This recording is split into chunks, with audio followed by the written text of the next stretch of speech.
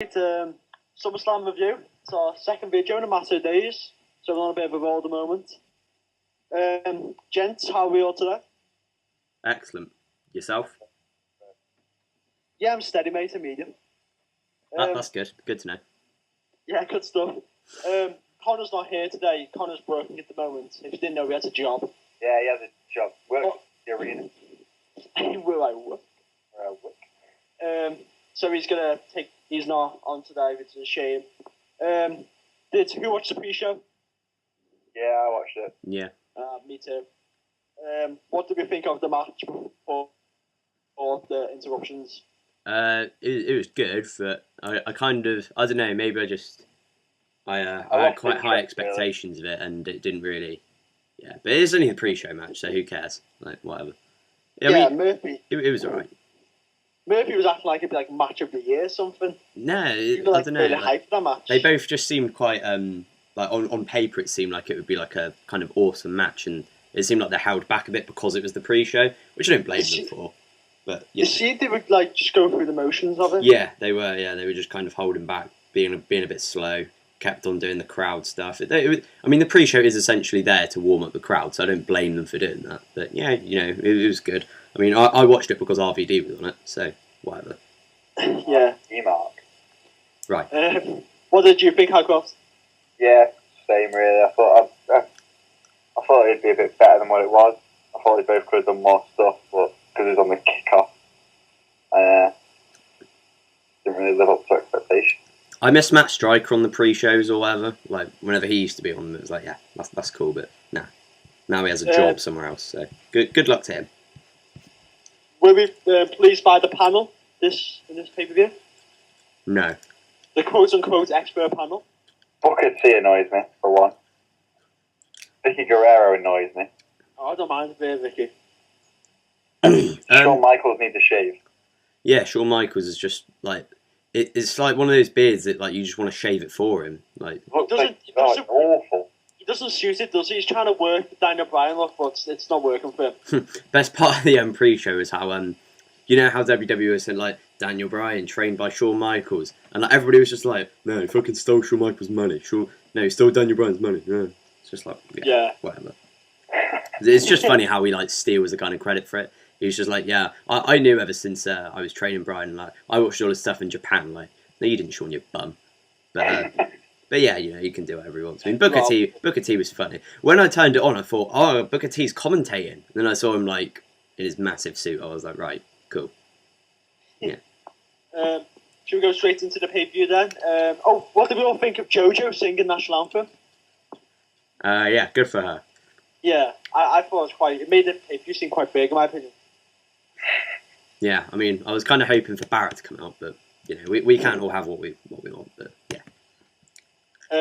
So SummerSlam started with the host, Mike the Miz Mizanin. I'm not sure. Only because I watched it a day later. I seen the call most of Miz's part out, and it went straight to Fandango interrupting him. I'm not sure if that was the same for you too.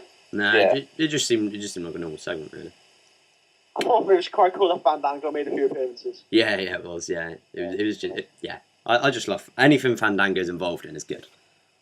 Yeah. The first match was Bray Wyatt versus Kane in a Ring of Fire match.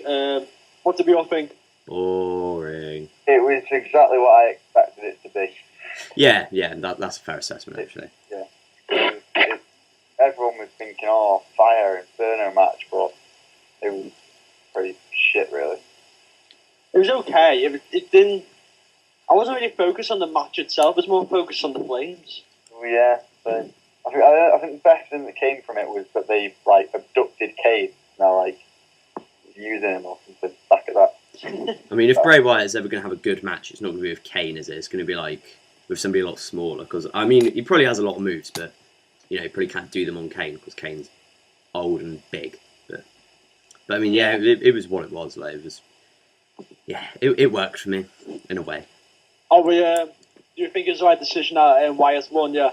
Yeah. It was the right decision. Yeah, it was the Wyatt decision. No, that doesn't even work. That was poor. I like that.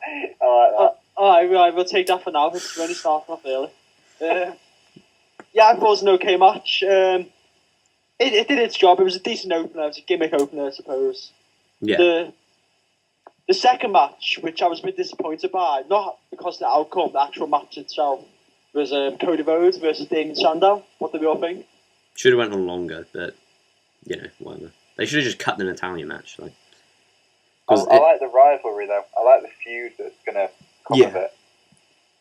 Yeah, I mean they all got their stuff in. Like for the amount of time, like they went like for 6 minutes. They proper went for it solidly. Like they weren't stopping. They were proper going for it. But yeah, like Johnny says, like the rivalry's good. I think ultimately the end game for it is kind of do what they did with Bryan, like have Rhodes win, Sandow cash in maybe. Like I don't know, something like that, or like I think they're trying to build it into one of these feuds that's kind of going to be typecast for like the kind of future pay-per-views.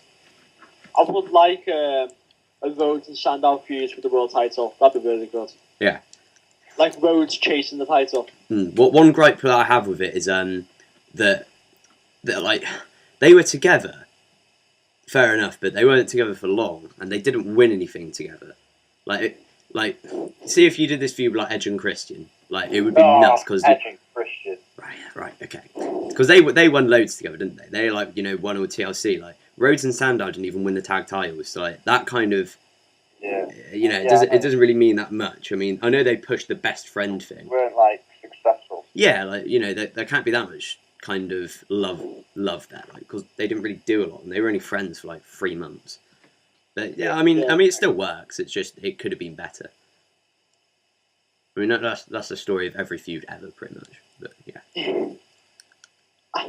Yeah, I thought it was a decent match. I'm surprised really that Cody won actually.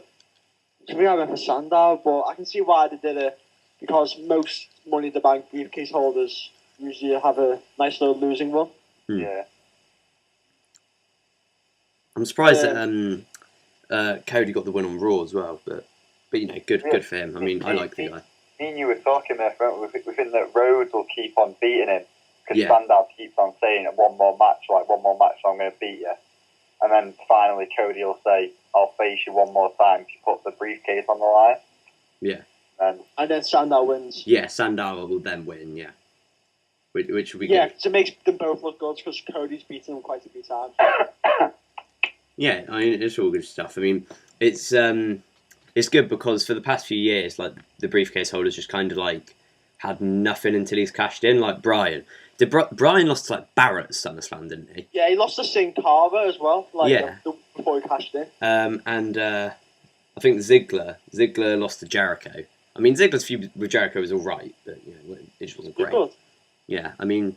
But yeah, I mean, I liked the match. They had a good match on Raw as well. I mean, just give them the time, and I think they could have a really good match. Like, Cody's got, I was saying to Johnny, like, Cody's got a really cool moveset for a face. He's got, like, the moonsault, the jump off the top rope, the disaster kick. The disaster kick's one of my favourite moves. Yeah, he's just got a really cool moveset for a face. He could have, like, a really cool kind of babyface fire. But he's not as over as I'd like him to be, but I think he will be if they kind of continue with this, and they give him some cool segments for Sandow. I think he could get over really well.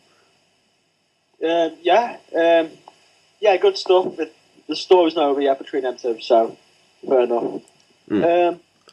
First match was for the World's Heavyweight Championship. Alberto Del Rio versus Christian. In my opinion, this was a really good match. It was a lot better than I thought it would be. Yeah, I really wasn't looking for. This is one of the few matches the card I'm really looking forward to. But we actually got a This Is Awesome chance. I think it's the first time Del Rio's ever received one of them. Yeah.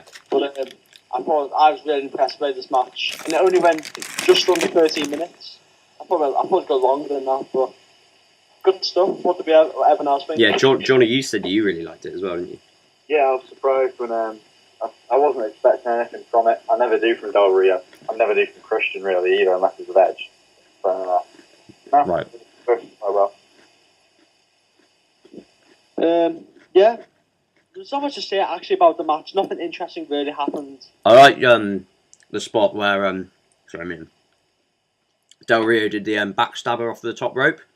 Yeah, that was really good actually. Yeah, that was cool. And Christian just proper went for it. Like, I don't know, like, because the best thing about it was the fact that they've wrestled, like, when they put a match on pay-per-view and then the only build they have is they wrestle on Raw and SmackDown. Like, these lot wrestled on Raw and SmackDown loads, and yet they still put on a really good match. It kind of it's testament to both of them how like they can still put on a good match despite having wrestled like loads in recent weeks. So, yeah, it was nuts. I loved it. The finish was good as well. Like that Christian kind of sold it. It was a stupid finish really, but Christian sold it well. Like the way he sold the injury and like how Del Rio just kind of snapped it in. It was it was good. I really liked it.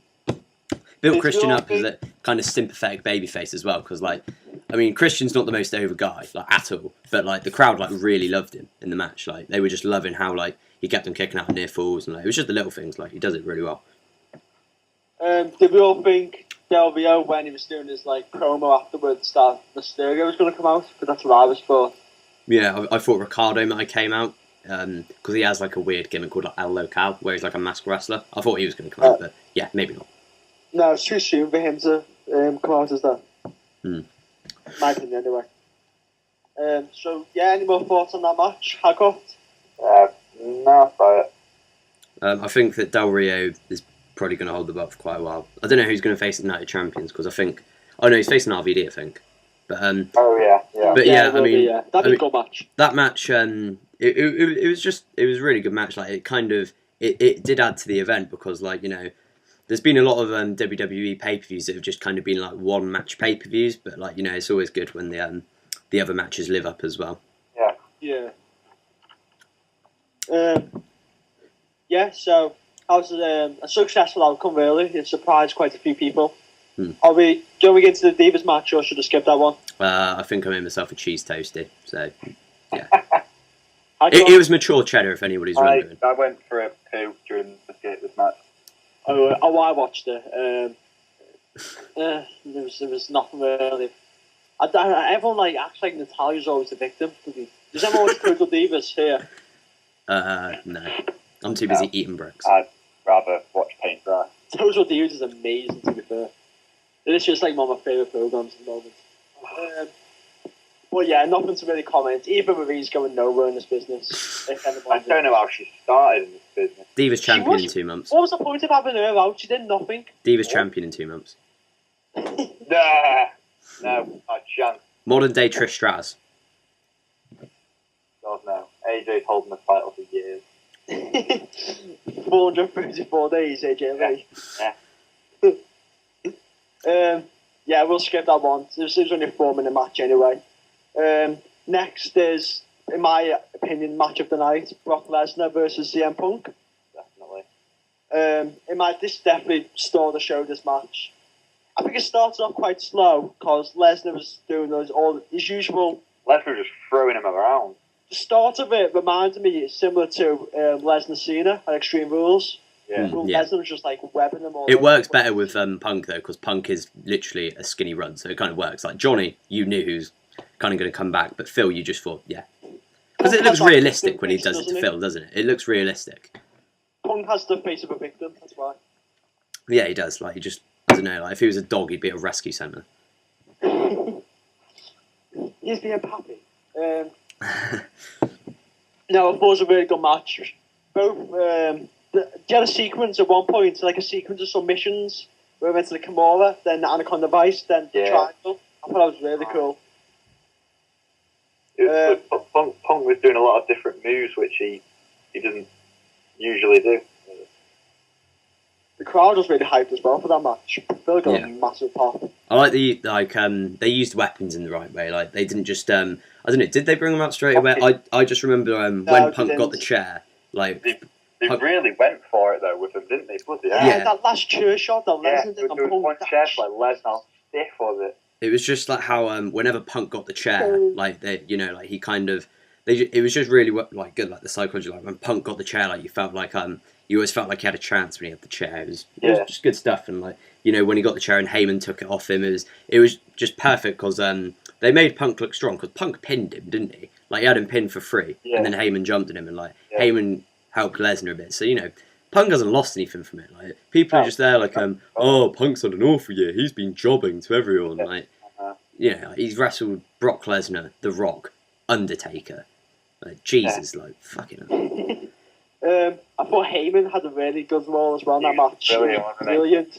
Yeah. I think that's his best work in like ringside of a match since he's come back with Phil, in my opinion. His stuff with the Undertaker was better, I think. The stuff with the Undertaker was just when he was shouting and It stuff. was That was better great. here. I think Heyman could just equal break a match, can't he? Yeah, he does that. He does add something to a match. Yeah, I just find him really funny. Like everything he does, it's just like so weird. Like just the facial expressions and stuff. It's just weird. But I think all three involved, like Lesnar, Heyman, and Punk, it's probably their best. Those three combine their best work individually. In 2013, I think it was better than Punk Undertaker, better than Punk Rock, and I was a fan of Rock versus Punk as well. Nobody else seemed to, but I was. It's definitely Lesnar's best match since probably Kurt Angle at WrestleMania 19. Yeah. So yeah. Then Hagcroft said it was said to me before we started recording that was Lesnar's best match period in WWE. Yeah, I mean I can't argue with it. Yeah, I think his match with Dwayne was better at SummerSlam. yeah. I mean I liked his match with Kurt, but that's just because he fucking almost killed himself flipping. But yeah, I mean it was just a brilliant match. It was brilliant to watch. Like. Apparently, all the superstars backstage were waiting, like behind the curtain, to give them a standing ovation when they came back. I think that's nice. Yeah, it was a really good match. In my opinion, it was match of the night anyway. And match of the night, possibly, maybe match of the year. Yeah, I'd say match of the year at the moment, definitely. I really enjoyed it. I think it's better than Punk Taker or Punk Cena, in my opinion. It's always good seeing two guys beat the shit out of each other. Yeah, especially as two guys as talented as Punk was. Makes me glad that they brought Lesnar back because he's kind of just been in like nothing feud to Triple H. But yeah, I mean, no one really got into those Triple H feuds. Yeah, I mean, I like them, but you know, I didn't get into it. I was just like, you know, it's just another feud. Like, there was nothing to it. There was nothing to it really. How good was Michael Cole during this match as well? Oh yeah, we were saying, well, Cole like stole the show. He was fucking brilliant. Did you hear Punk when he low blowed Lesnar? He went, "Where's your cup now, you FD boy?" Yeah. Yeah, I heard that. Yeah, I heard that on the iPod.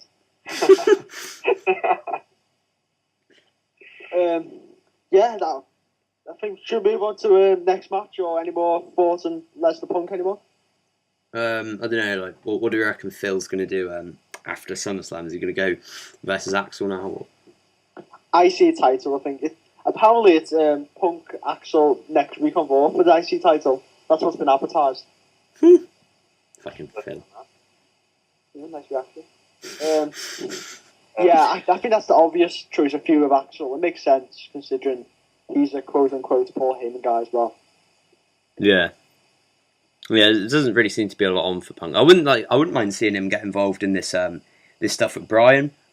I wouldn't mind seeing him. He doesn't necessarily have to do anything in the ring, but just like someone on the mic. Say something like promoting Bryan. Yeah, exactly. Like just a backstage segment or something. I think Punk could do something there.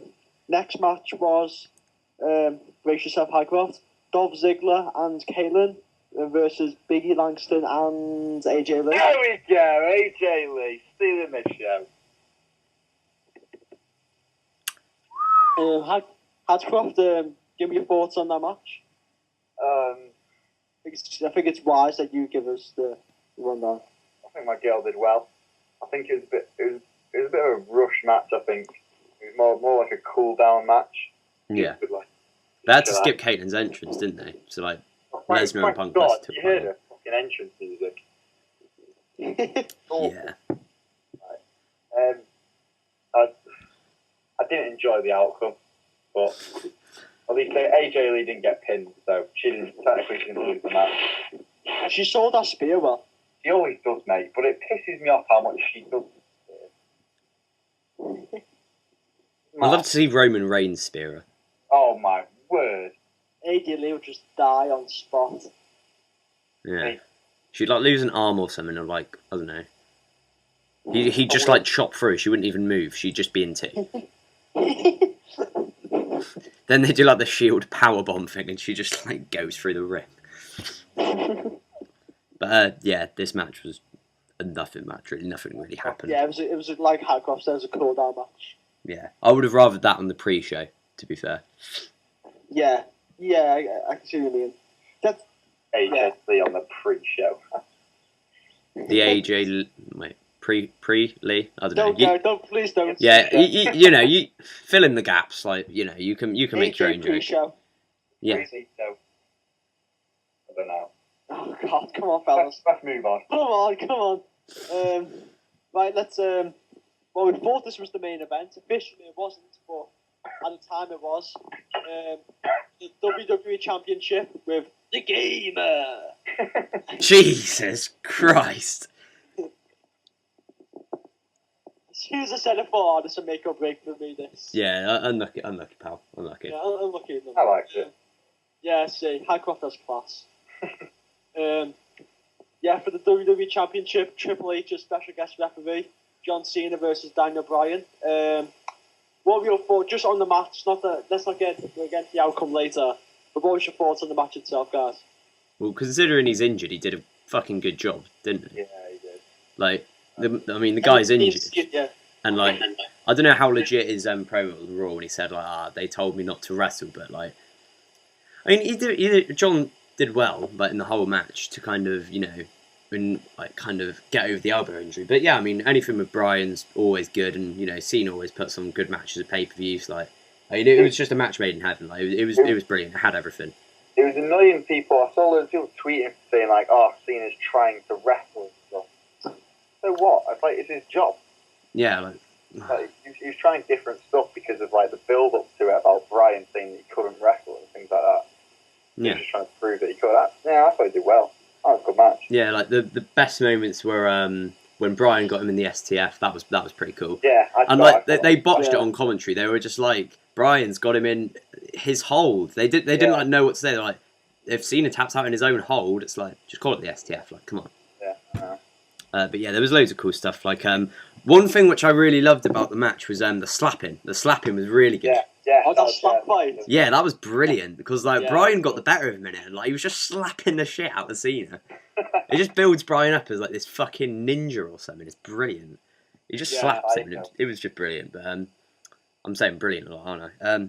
Yeah, good stuff. What about you, Nono? You called that move they were going to do, didn't you, Murphy, with Daniel I Bryan? was waiting for this. I was fucking waiting. When it happened, I thought, oh, Murphy, you bastard. Well, you know, I mean, Professor Murphy strikes again. You'll be, yeah, you recognise my truth. Me straight away going, I called it. No, I didn't even. Nah, you know, I mean, I'm a professor. Like, what can I say? I'm like this version. I'm like fucking not so smart as I'm Mike Tenay. Yeah, good stuff. Yeah, cheers for that, guys. Yeah, well, Murphy, unlucky me. No, I think they botched it down that move. Go on.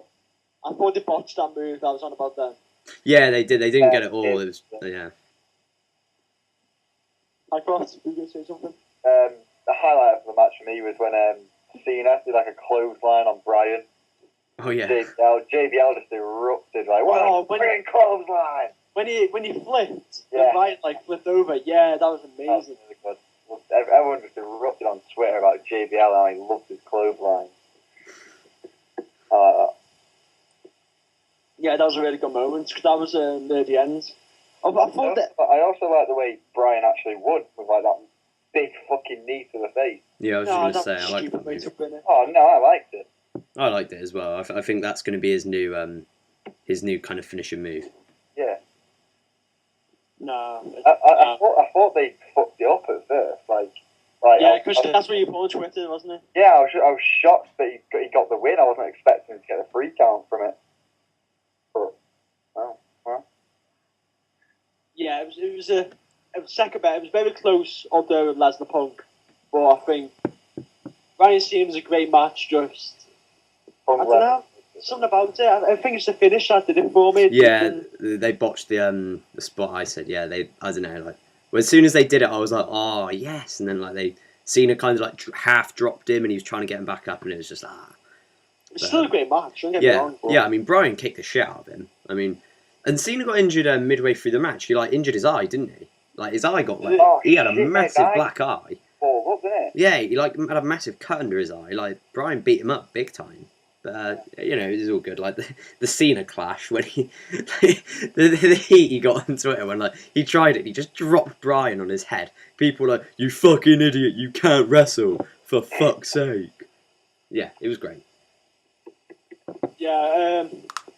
Yeah, I don't think that knee that Brian did at the end, I don't think that's his actual finisher, like what you said. But, nah, cool, good stuff.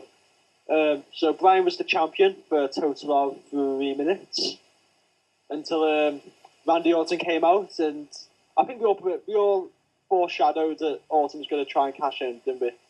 Yeah, but the way they did it, with all the confetti and fireworks. As soon as the fireworks went, I thought that's the show over. I thought that's the show over. Brian's champion. Definitely. And then they did it really well, actually, how they sold Brian. Yeah. The way Orton sold it, Orton was like... Where you turned to walk away and then everyone was just going, yeah. Yeah. It was like the crowd kind of did it. Yeah, definitely. Yeah, really well done. Even with Triple H in the ring, I still didn't even the five was going off. I saw him in the corner, and also I thought he came out to the King of Kings, didn't he? Yeah. I was like straight away. I thought, I didn't think anything of it. I think it was just a change. Oh no! I thought he's trying to I don't know, say something. I don't know. No, I'm not so sure. But Triple H was actually doing anything spectacular. I think the crowd was really into that when they pedigreed him as well. Yeah, They all seemed off with that. Nobody really saw it coming. I didn't. It was the way they did it as well. They just threw around and pedigreed him. Yeah. And Orton didn't even run in. He just did yeah. Yeah. They did it really well. Do you lot think that Orton should have RKO'd him after the pedigree? Or because some people were saying it's pretty shit how Triple H, who's not even in the active roster, hits his finishing move, and Brian beats Cena, and then it's kind of like Triple H has just kind of ruined kind of Brian, going over Cena just by the main storyline of it was that Triple H screwed him. Yeah, exactly. I don't have a problem with it. I just saw people saying it. I was like, that's stupid. No, it's good. No, it's good the way they did it. Just Triple H did it, and then Orton ended. It looks like Orton literally had nothing to do. He's just the corporate guy. Yeah, still gets everyone else's dirty work. But it kind of fits his persona as well, like the apex predator. He just kind of slivered in. Yeah. Yeah. So, what was our initial reaction to the cash-in?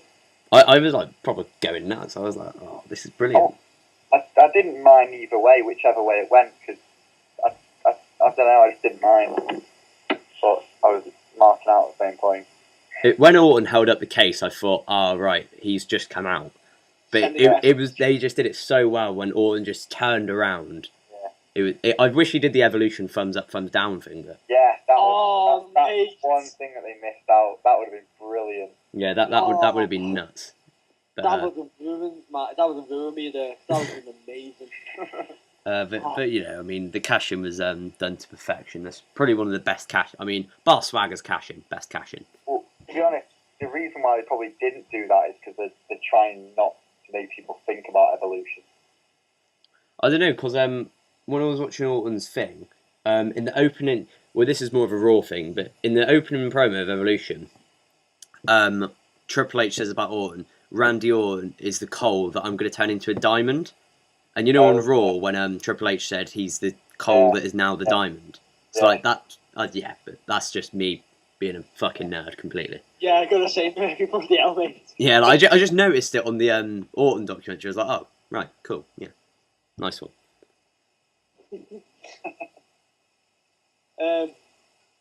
So are we done anymore? I thought, just on a side note, I thought the crowd was really good throughout the pay-per-view. Yeah, good from start to finish. I thought they were good in most matches.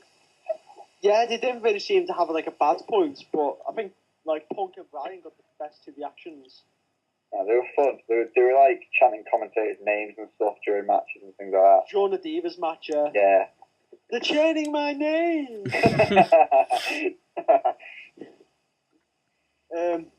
Any more thoughts on the pay-per-view, guys? Or I thought it was stupid how in the Inferno match or whatever it was that they put out the fire. That just kind of it ruined the Inferno match. I don't know. It's like being able to walk through a cage. It was just pointless.